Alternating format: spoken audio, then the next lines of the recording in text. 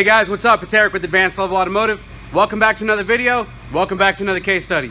Right behind me I have a 2014 Chevy Malibu LT. It's got the 2.5 liter 4-cylinder engine. Customer complaint is that the check engine light is on. Her tags for her state inspection are due, so she's got to get it fixed. So anyways, without further ado, let's go ahead and get started. All right guys, so we are inside the vehicle and the engine is running. But what I want to show you over here, if you look on this side of the instrument panel, you'll see that the check engine light is illuminated.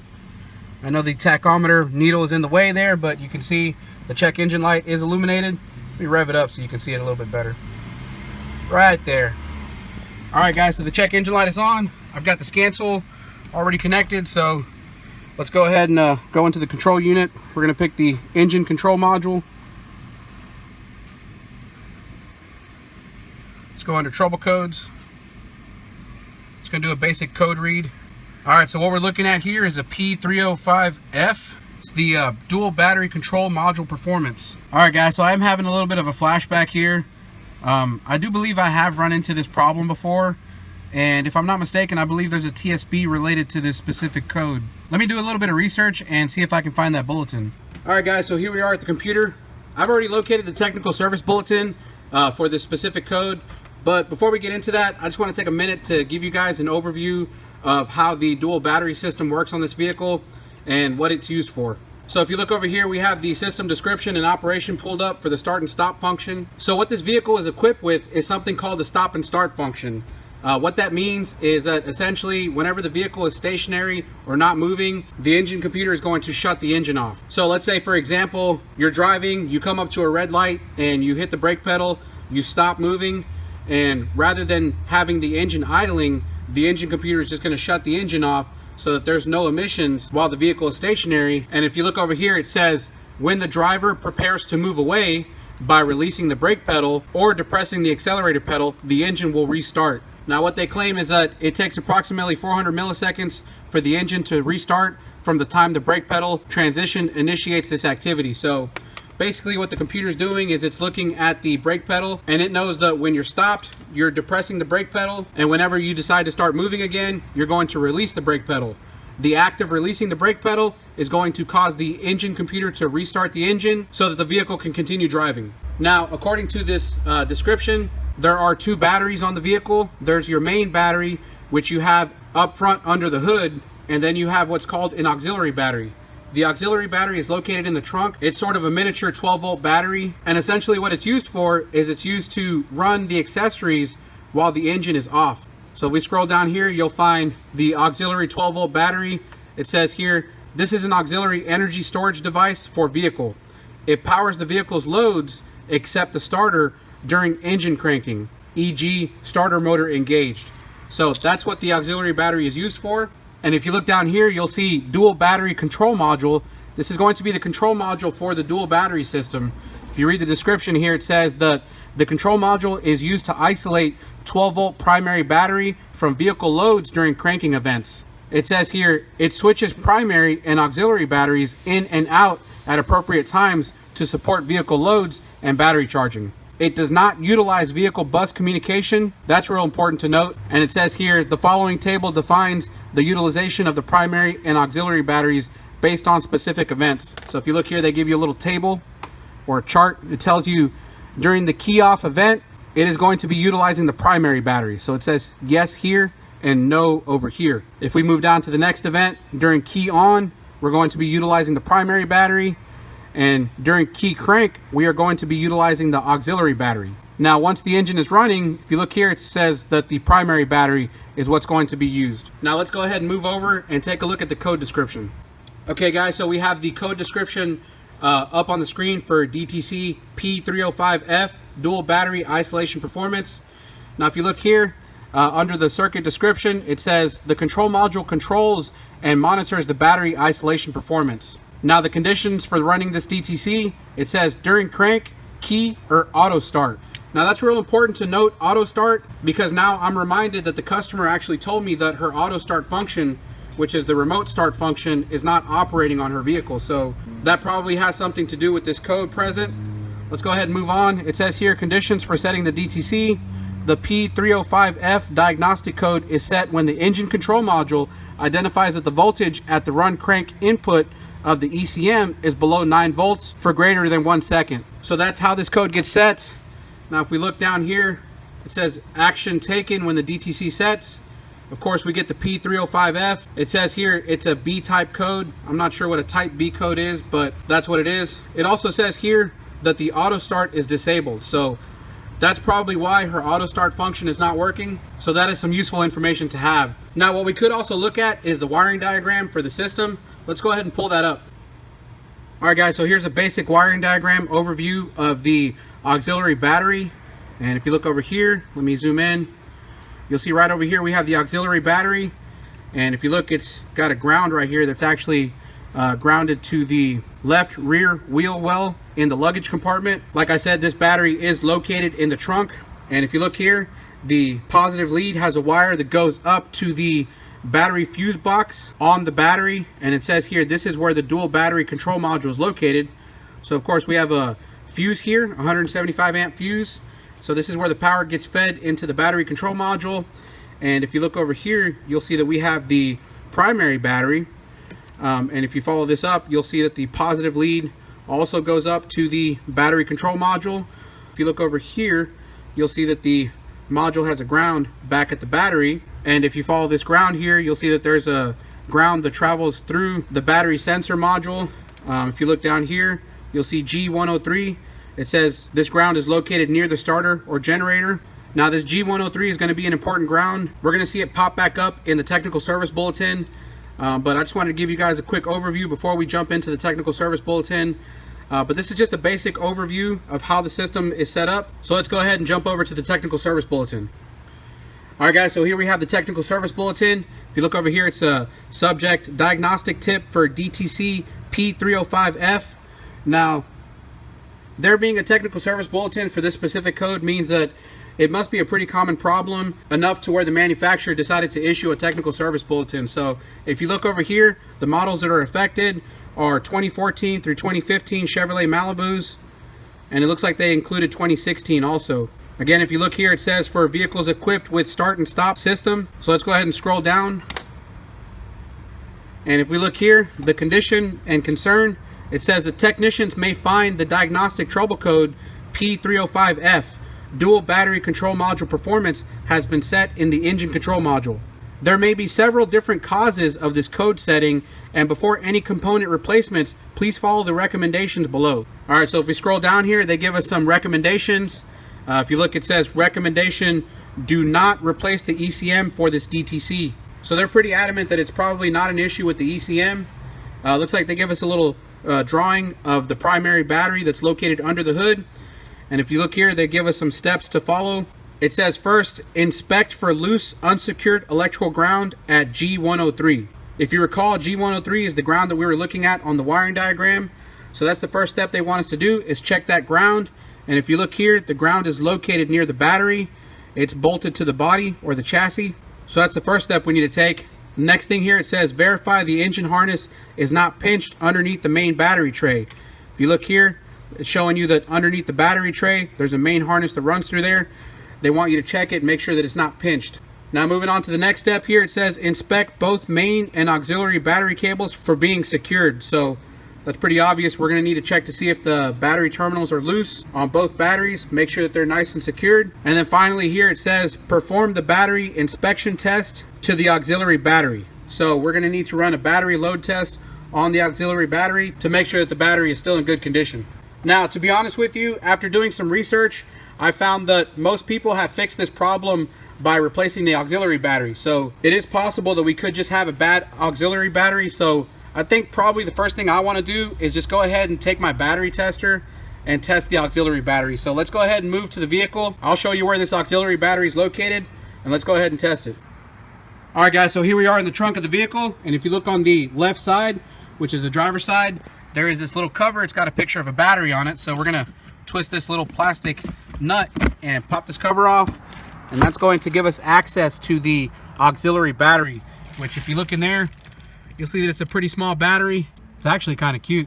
Anyway, so the first thing we want to do is check the connections for looseness. So I'm going to grab the negative terminal here, and I'm going to try to move it. And as you can see, it's actually pretty tight. So let's go ahead and check the positive. This thing's not moving either, so they're both pretty tight. Probably the other thing we can do is look at the ground here that's located on the body, move it, make sure it's not loose.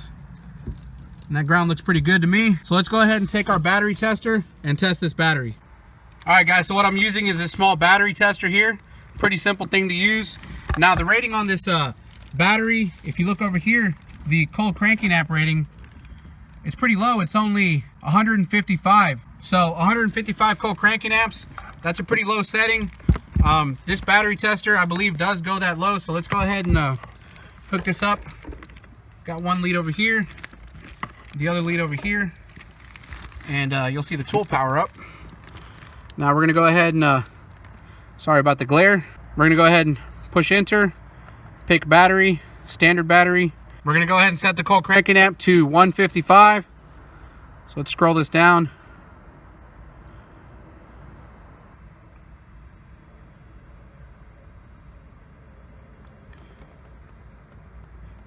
And whoop, 155 right there. Let's go ahead and test the battery. And as you can see here, it's actually showing a pretty good cold cranking amp rating, 295. It says here the battery is okay. So it looks like it passes on this battery tester. I guess just out of curiosity, let me go ahead and grab my other battery tester and see what it says. All right guys, so I've got my other battery tester connected. I'm just using this because I like this one that actually puts a load on the battery, and it's got this element in here that heats up to put a load on the battery. So let's go ahead and set the cold cranking amp. Now I don't think this thing goes down to 155 cold cranking amps. I believe the lowest it goes is 200. There we go, 200 cold cranking amps. Let's go ahead and start the test. Let me push the button. And as you can see, it's testing the battery now. This element is heating up inside the battery tester, so it's putting a good load on it. As you can see, it says it's a good battery, so yeah, looks like this battery is in good condition. It tested out good at 200 cold cranking amps, so the rating here is only 155, so this is definitely going to be a good battery. I guess at this point, let's go ahead and follow the technical service bulletin and see what we come up with. All right guys, so moving under the hood, this is where the primary battery is located. There is a cover that goes over it, so let's go ahead and pop this cover off and remove it. Now the customer did say that she did replace this battery not too long ago, so this battery should still be good. Let's go ahead and do the basic checks. Let's go ahead and check the terminals for looseness, make sure they're nice and secured. So I'm gonna just try to move this, make sure it's not loose. This feels pretty tight. Let's go ahead and check the negative.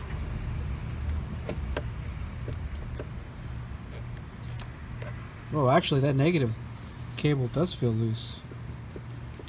Look at that. That negative battery cable is loose.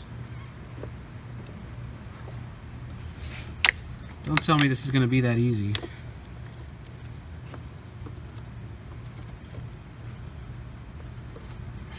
No way. Okay, yeah, so this thing is kind of loose.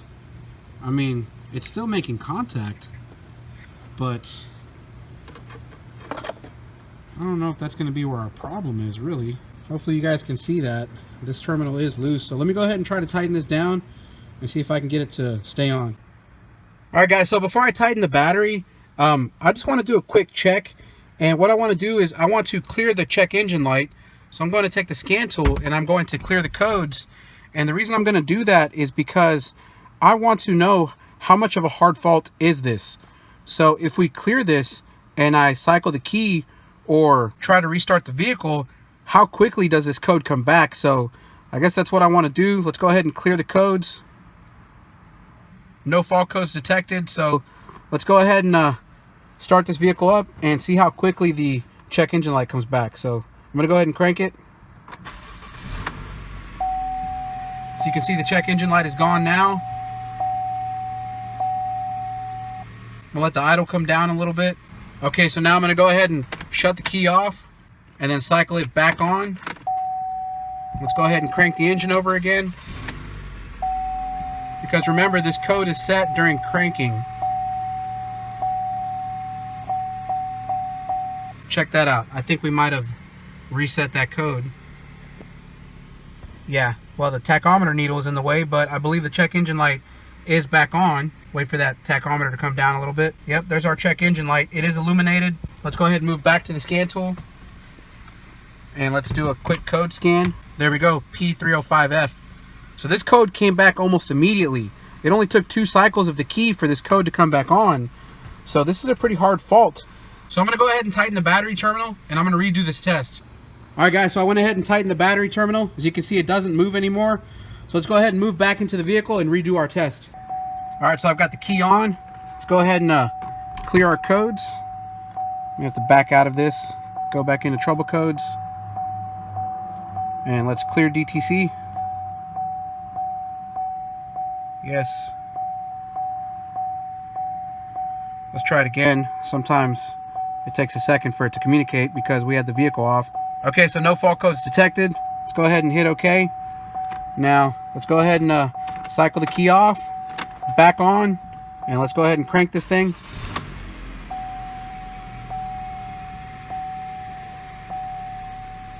Okay, as you can see, the check engine light is gone. It is no longer there. Okay, I'm gonna go ahead and shut it off. Cycle the key back on. Let's go ahead and crank it. Watch for that check engine light. And it stayed on. Okay, so our check engine light is still definitely there. You can see it. Let me move that RPM needle. There's our check engine light right there. Let's go ahead and bring the scan tool back up. Let's go to trouble codes. And we still have our code P305F. So this is a hard fault, and now we know it has nothing to do with the loose battery cable. So let's go ahead and go back under the hood, move on to the next step, and check our grounds. All right guys, so once again, moving back under the hood, and according to the technical service bulletin, if you look right down here near the battery, the ground we should be looking at, which is G103, I believe is this very bottom one right here. So what we want to do is we want to make sure that that ground is not loose. So I'm going to reach my hand down in here, and I'm going to grab it, and I'm going to try to move this ground, see if it's not loose. I'm trying to move it side to side, but this ground looks like it's pretty tight, so it doesn't look like we have an issue there. Now, is it possible that we could have a connection issue, maybe due to the fact that this ground is painted? I mean, it's possible. We could try to take this nut off and wire brush the metal and try to reinstall this ground, which, I mean, that's something we could try to do. But I think before I do that, I want to do a quick ground integrity test using a test light. All right guys, so we're about to do a load test on the ground connection. Let me show you what I'm using. So I have this headlight bulb right here that's rigged up, and if you look, I have my lead for the positive on the positive battery terminal here, and on the negative side, which is the other lead connected to the headlight bulb, is my negative terminal here. So I just have this little spade terminal crimped on, and so it's basically a test light, but rather than using just a regular incandescent test light that doesn't really draw much amperage, we're going to be using a headlight that draws a good amount of amperage. So when I touch a ground, you're going to see that the headlight bulb lights like that, nice and bright. So I'm going to go down to this ground, G103, which is that very bottom one, and I'm going to touch the actual terminal, not the nut or the bolt, but we're going to be touching the terminal. So I'm going to try to focus you in on there. I'm going to touch this part right here, and we're going to see if this thing lights. So touch it, and as you can see, our light bulb is lit. So it looks like we have a good connection here. Looks like a good ground. All right guys, so according to the technical service bulletin, the next step is they want us to look for a wiring harness that runs underneath the battery tray, and they want us to make sure that it's not pinched. So I see a couple of big harnesses that run through here. Now, hopefully I can get a view of it without actually having to remove the battery tray. I don't think that's going to be possible. We might just end up having to remove all of this here, because I'm not even really sure which harness they're talking about, whether it's this one or that one down there. And actually, looking at this wiring harness right here, I don't know if you guys can see that, but man, it really looks to me like this wiring harness is really pressed up against the chassis here. Let me see if I can get a better view of that. I'm gonna take you down underneath here. Let's see if we can get a view of that harness. Alright guys, so hopefully you guys can see that harness. Now, what I don't like about this harness is that it seems like it's really pressed up tight up against the body here. If I move it, I wonder if we might be having a issue with the harness chafing into the body. I really can't even get a view of the bottom side of it. Let's see if I can get under there. Well, it doesn't look like we have any exposed wires or anything, so doesn't look like we have a problem here. All right, guys, so it's pretty obvious. I can't really see anything underneath the battery tray, so at this point, we're just gonna have to remove the battery, remove the tray, and take a look at the wiring harnesses that run underneath.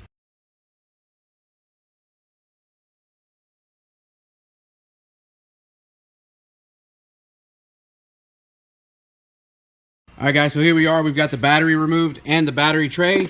We can now get a good look at everything that was underneath. And kind of set this thing aside here. If it'll just stay. Thank you. Okay, guys, so looking over here, I mean, I see a couple of wiring harnesses here, but I mean, looking at this, I really don't see anywhere where the harness could have been pinched. This is the harness that we were looking at before. Kind of looked like it was pressed up against the chassis a little too hard, but when we look at it, there really is no break in the wiring harness. So I mean, really, I don't think there's a problem there. There's these two other main wiring harnesses, but let me show you something that I found that I think maybe I may have been a little bit confused about. But if we look underneath here, if you recall, these were the three grounds that were on the body, and this right here down here is the one I thought was G103. But if I move this harness over, you'll see that there's actually a ground right there. So is it possible that that's the ground that the bulletin is telling us to look at? I actually think it may be, because now that I remember, I believe the ground G103 actually went through this battery current sensor. Let's move back to the wiring diagram. Let me show you what I'm talking about. Okay, guys, so yeah, I was definitely mistaken. If you look over here, you'll see the G103 ground, and if you follow this cable up, it actually goes through the battery current sensor, which is that ring that wraps around the cable, and you follow it up, you'll see that it goes through this battery sensor module. So if you follow it back up over here, it goes to the negative terminal of the battery. So that's going to be our G103 ground. And if we look back at the bulletin, let me pull it back up here. Okay, looking back at the bulletin, this is the picture that they provide us. And now looking at it a little bit closer, I can see these are the three grounds that are on the body here, and the G103 that they want us to look at is located right down here. So my mistake, guys, I was looking at the wrong ground. I think it's pretty obvious the next step we need to take. We need to follow the bulletin, and we need to double check this ground. We'll probably just go ahead and clean it up and reinstall it, and we'll go from there. All right, so now that we know that that's the G103 ground, let's go ahead and check to make sure that it's not loose. So if I grab this cable, I'm gonna just try to move it. You'll see that it's nice and tight, pretty secured. Let me grab the other cable, and that thing looks like it's pretty secured. So I mean, at this point, visually, the ground looks like it should be a good ground. We could probably load test the ground, but we would have to reattach the battery.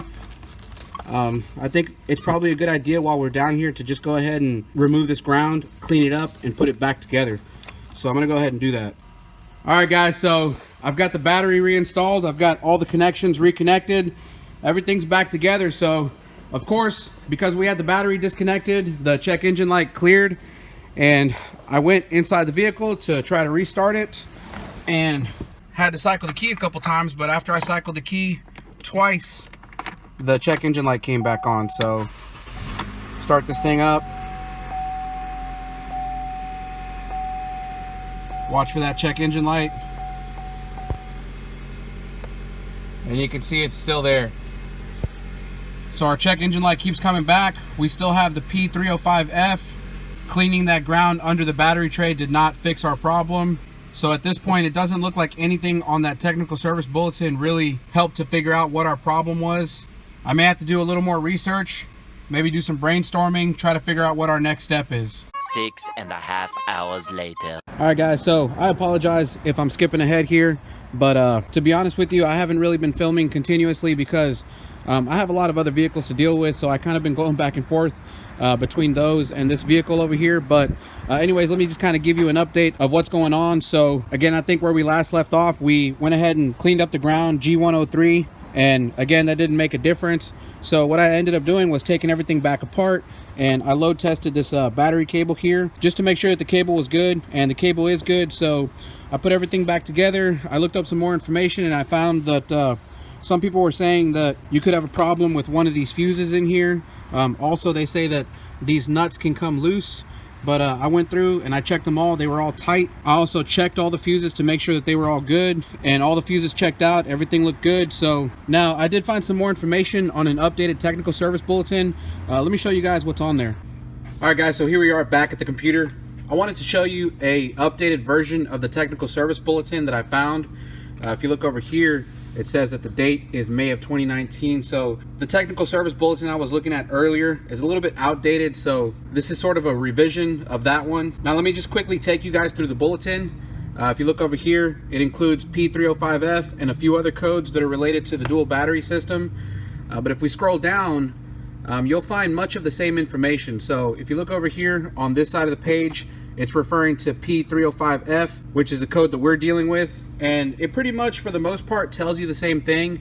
It gives you the same steps. So if we look over here, it says number 1, check the state of health of the auxiliary battery, which is the battery that's in the trunk. We already did that, and we found that the battery was good. Next, it says check ground resistance from the dual battery isolation module, DIBM, to G103, which is the ground underneath the battery tray. They say wiggle the harness and the negative battery terminal connections during the test to look for varied resistance value. Now, I already did this. I wasn't actually able to film it because I was kind of jumping between vehicles, but I did do a load test on that battery cable to the ground at G103. So again, these are pretty much the same steps. It's telling you here also to verify that the engine harness is not pinched underneath the main battery tray. Again, we already did that. We took the battery tray out, we inspected it, and we didn't find any pinched wiring harness. Now, let me show you something that's added on this technical service bulletin that wasn't on the previous one.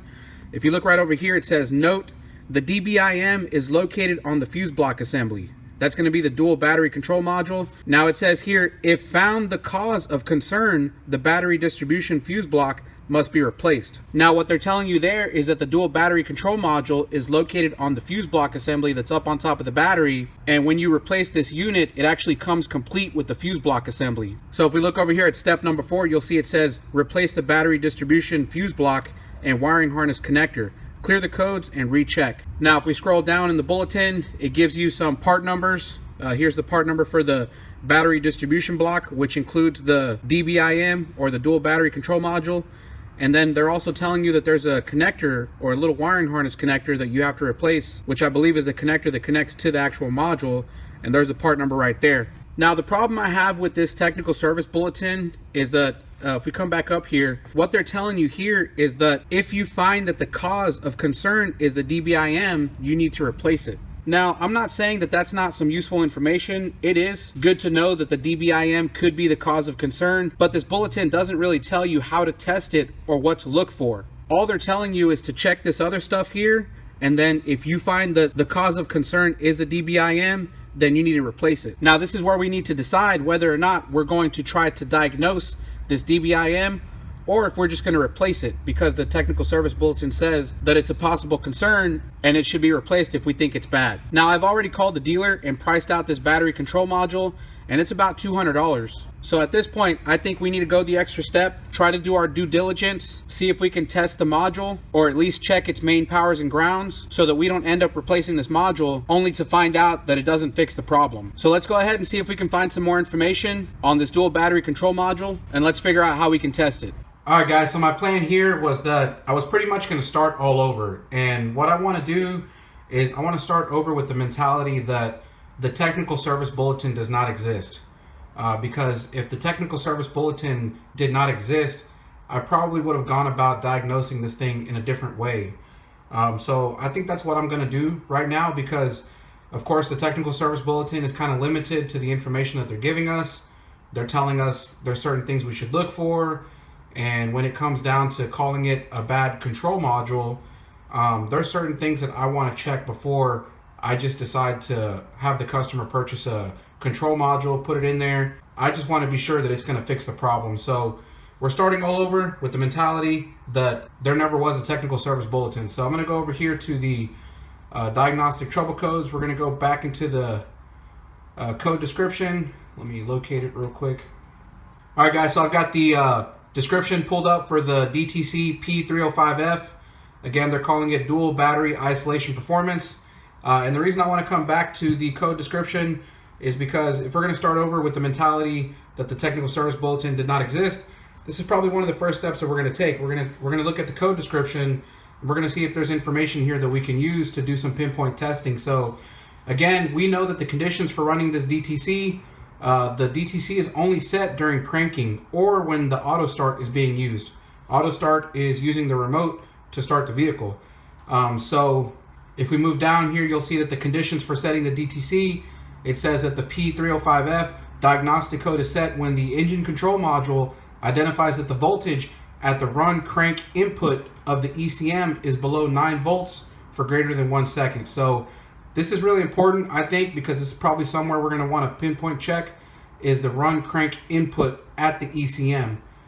So that, I think, is some important information, and that's going to be probably one of the first things we're going to do as far as pinpoint checking. We're going to want to identify the circuit for this run crank input at the ECM, and we're going to want to check it probably right at the ECM and make sure that we're getting sufficient voltage.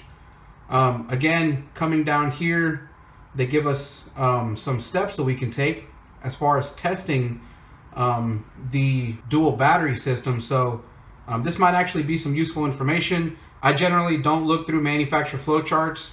I usually like to come up with my own method for pinpoint testing, but this could actually be pretty useful. It's telling us here to test the C1B battery, which is the auxiliary battery. Make sure that the voltage is sufficient. They want us to check that voltage, and then it says here they want us to check the auxiliary battery input to the X50D fuse block. That's going to be the fuse block where the dual battery control module is located. So they want us to look at the input, which I believe is going to be the positive battery cable that comes from the auxiliary battery that's in the trunk, and it goes all the way up to the fuse block under the hood, which is where the dual battery control module is located. So I guess what they're wanting us to do is check to see if we don't have excessive resistance in that cable. Now, honestly, that's something we've already checked, or at least I did check to make sure that we have sufficient battery voltage at the input. And if you look over here, this is actually a diagram or layout of the fuse block. And if you look right here, this is the battery control module. And this number 4, which is a 175 amp fuse, this is where the battery cable connects from the auxiliary battery, which is the positive battery cable that comes from the auxiliary battery. So auxiliary battery positive cable comes up to the front under the hood and connects to this terminal here, which provides power to the battery control module. So I have checked it here, and we do have sufficient voltage even during cranking. And I also checked this fuse. Like I said before, I checked all these fuses. They're all good. So I don't think we have a problem there. Now, if we go back to the description or the flow chart, they tell us to do a voltage drop test. It says here between terminals X6 and A4. So if we go back over here, X6 is going to be this right here, which is going to be a direct connection from the positive battery terminal. So again, this is the positive battery terminal right here. And if you look, the current flow actually comes up through here, goes to this terminal right here, and then goes across, because this is a maxi fuse, a 500 amp big maxi fuse. And then the voltage comes out of this terminal here. There's a cable that goes from this terminal straight to the starter. So what they want us to do is a drop test between the X6 terminal and the X4 terminal. So if we go back, X4, remember, is going to be the input from the auxiliary battery. So they want us to do a voltage drop across the auxiliary battery input from here to over here. So that's probably something that we could do. Again, kind of going down the list here, they're telling us that when we do this voltage drop test, it says test it when the vehicle is switched to the run position, do not crank the engine. So this is not during cranking. And then if you look over here, it says if it's less than 2 volts, when we do this test, they want us to replace the battery isolator control module. So, I mean, again, these are just steps that we can probably take. I guess my problem is that I just don't like replacing control modules without really fully understanding how they function and what inputs are needed for the module itself to function. Because, of course, whenever you have a module that's acting up, you know, you want to make sure that it's getting the inputs that it needs in order to function. So I guess that's really where my focus is going to be. Now, before we get into trying to do any pinpoint checking, I kind of want to go back to remind you guys of how this dual battery system works and what it's used for, what the dual battery control module is used for. So let me go ahead and pull the description back up and show you guys. All right, so we've got the description pulled up for the start and stop system. And if we scroll down here, we're going to look at the purpose or the description of the dual battery control module. So right down here, again, let's go ahead and read what the dual battery control module is used for. It says here, the DBCM is used to isolate 12-volt primary battery from the vehicle loads during cranking events. It says here it switches the primary and auxiliary batteries in and out at appropriate times to support vehicle loads and battery charging. It does not utilize vehicle bus communication. And then again, they give us this table that tells us when the battery is used, the auxiliary battery. So again, the purpose of the dual battery control module is to allow the primary battery, which is the big battery that's under the hood, to only focus on providing current flow to the starter motor during a cranking event. So what that means is that when you turn the ignition on, the primary battery is going to be powering up all of the accessories, just like it would on any normal vehicle. But when you turn the key to the crank position to start the engine, during that time, the dual battery control module is going to switch the accessory load over to the auxiliary battery so that the main primary battery, all of its power is being used for running the starter motor. And during the time that the starter is cranking the engine over, the auxiliary battery that's in the trunk is what's going to be powering up the accessories inside the vehicle. So hopefully that makes sense to you guys. Let's go ahead and look at this chart again.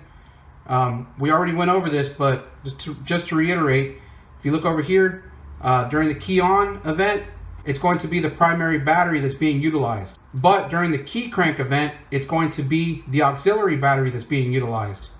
And then once the vehicle is running, it goes back to just being the primary battery. So really, the only purpose for the auxiliary battery is to be used during cranking. That's why this code gets set during the cranking event. So hopefully that makes sense to you guys. I just wanted to reiterate or go over this.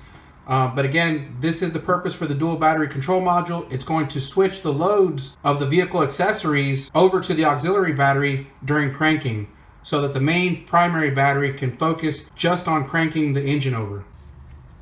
All right, guys, so here we are at the wiring diagram. I've already looked through pretty much all of the pages of wiring diagrams for this system here, and the only running crank input at the ECM that I found was going to be under the starting system. So if we look here, I'm going to zoom in. If you look down here, you'll see that this is the engine control module right here, and if you look at this pin 51 right here, run crank ignition 1 voltage, this is going to be the only description I can find that reads run crank. And if we follow this up, let's follow this back up, you'll see it goes to the underhood fuse block, and if you follow it up, you'll see that it comes from this 5 amp ECM fuse. So ECM ignition fuse, which is a 5 amp fuse located in the fuse box. Now, this is not the same fuse block that the dual battery control module is located on. So if you look over here, this is the fuse block where the dual battery control module is located. This is going to be a separate fuse box over here. Now, if you look at the top over here, it says it's hot with ignition main relay energized. So on this diagram, they're really not showing us the circuitry that's involved in the power getting to the ECM fuse, but it is giving us a place to start here. So I think that's probably what we're going to do next, is we're going to check the ECM fuse, make sure that it's good, and also we're going to check it during cranking to make sure that there's not a drop in voltage across that fuse during cranking. Okay guys, let me apologize. I went to go check the fuse, but I didn't get a chance to film it. I'm sorry, I was dealing with the customer and my time is starting to run out today. I only have one day with this vehicle, so I'm trying to get as much done today as I can. It's already getting toward the end of the day, so I'm kind of starting to get in crunch time mode. So anyways, like I said, I checked this fuse and the fuse is good.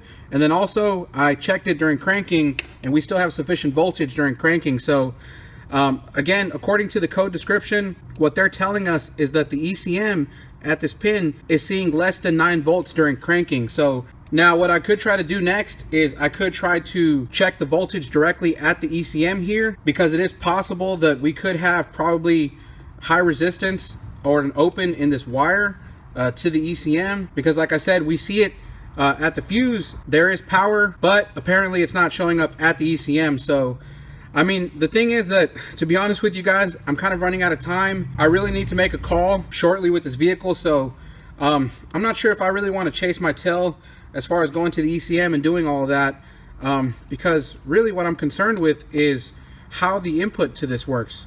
And then again, just going back to the dual battery control module, because the technical service bulletin is telling us that more than likely we have a problem with this battery control module. It's just not telling us how to test it. And to be honest with you, I've gone through pages of wiring diagrams, and I mean pages. I've spent the last probably hour and a half, 2 hours, to be honest with you, just kind of going back and forth, looking through the wiring diagrams, not only on Mitchell. This is Mitchell. I just have it pulled up because it's easy for you guys to see it, and it's a little more interactive, but I pulled it up on All Data, which gives me the OE manufacturer wiring diagrams, and I cannot find any wiring diagrams that give me a layout for the wires that go to the connector that connects to the dual battery control module. The only diagrams I can find are these wiring diagrams for the outputs or the main fuses that are connected to the dual battery control module. So I'm a little bit kind of stuck here. I mean, looking at this wiring diagram, you can see that they do give us one of the wires that are on the connector. It's this violet and gray wire, which if you follow it down, it goes to the BCM. Let me highlight that, follow it down, and or I'm sorry, it goes to the ECM, and it says starter enable relay control. So I mean, just to show you guys, looking at the rest of these, you'll see that this 175 amp fuse, that wire, if you follow it back, that's the one that goes to the auxiliary battery. Again, that's going to be the positive battery cable that runs from the trunk up to the front under the hood, connects to this 175 amp fuse, which also powers up this 200 amp fuse that goes over to the starter relay that's in the other fuse box that's under the hood. If we follow these wires down here, you'll see that this 500 amp wire is the one that goes down to the starter. So this is going to be the power supply for the starter.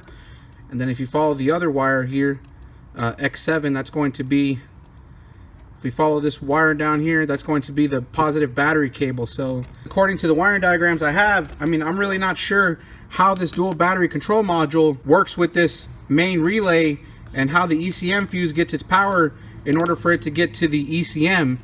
And like I said, are we really chasing a wiring problem here where we're just not getting the input at the ECM from that ECM fuse? I mean, to be honest with you guys, I feel like I'm just going to be chasing my tail if I chase down this run crank ignition voltage 1, because I'm not even really sure if that's what I'm supposed to be looking at. I mean, the code description just says run crank.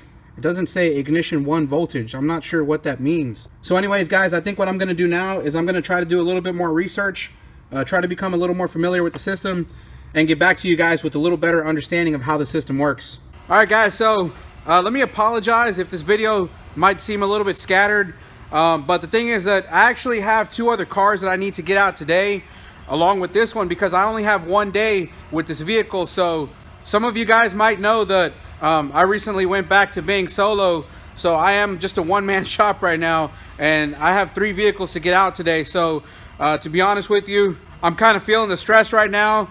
I don't know, I tried to look through the wiring diagrams because I wanted to take you guys through the whole, pinpoint diagnostic procedure, but to be honest with you right now, I think I'm so scatterbrained that, I mean, I was just going through wiring diagrams, and at this point, I don't think I'm going to get anywhere with that. So what I went ahead and did was I just went ahead and ordered the battery control module, because at this point, it's getting too late in the day. I don't want to miss the last run for deliveries from the dealership. I want to make sure that I can get this battery control module today so that I can replace it today. so that hopefully it fixes it and I can get the vehicle out today. So I've already talked to the customer. She understands where we're at with this one, and she also understands that there is a possibility that this may not fix the problem, but we're just gonna go ahead and follow the technical service bulletin. I'm gonna go ahead and replace the dual battery control module. Now the bulletin does also say to replace the connector that goes with it, but I called the dealer and they're on back order for that part, so they can't give me the connector, but I can get the battery control module today. So that's what we're gonna do. Now, I don't wanna disappoint you guys, but what my plan is that after we replace the battery control module, which hopefully that fixes the problem, what we're gonna do is we're gonna sit down and go over the wiring diagram together. We're gonna try to understand how the battery control module works, and then we're gonna figure out how we can test it so that you guys can use that information for future reference. So my plan is, after I close up the shop tonight, I'm gonna stay a little bit late so that we can sit down and go over the wiring diagrams together. All right guys, so just to show you, I've got the new unit right here, and let's see if we open it up. We have the new dual battery control module, and this thing actually comes as a unit. Comes with all of the fuses, even the big mega fuses, and the positive battery terminal. So this is one complete unit, and if you look at the box over here, you'll see the this is the GM part number that's on the technical service bulletin. You'll see it right there, 23223079, in case you guys are looking for the part number. Now, as far as the connector goes, I was not able to get a hold of one because they are on back order. So I went ahead and I placed an order for it. It's probably going to come in hopefully within the next week or so, and I'm just going to have the customer come back so I can install the connector. But right now we're going to go ahead and replace this and see what happens. All right guys, so we have the new unit installed. It was pretty simple to do. We just had to remove all these connections right here and here and here and here, and this little wire right here, but it's pretty simple to replace. Anyways, now that we got that done, we got the old one over here. We're gonna go ahead and see if this fixes the problem. All right guys, so here we are, the moment of truth. I've got the key right here. We're gonna go ahead and put the key in the ignition and start this thing up. Now the check engine light is gonna be cleared because we had the battery disconnected, so you're probably not going to see it when it first starts up. It's going to let it run for a second. Now I'm going to go ahead and shut the key off. Turn the key back on, crank it.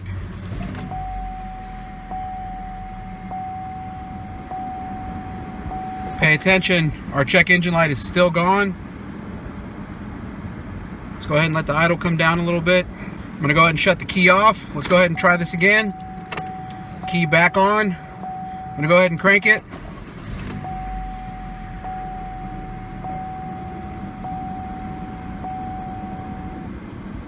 And it looks like that check engine light is no longer coming back. And I'm gonna try it one more time just to be sure. Let's go ahead and shut it off. Turn the key back on. Crank it.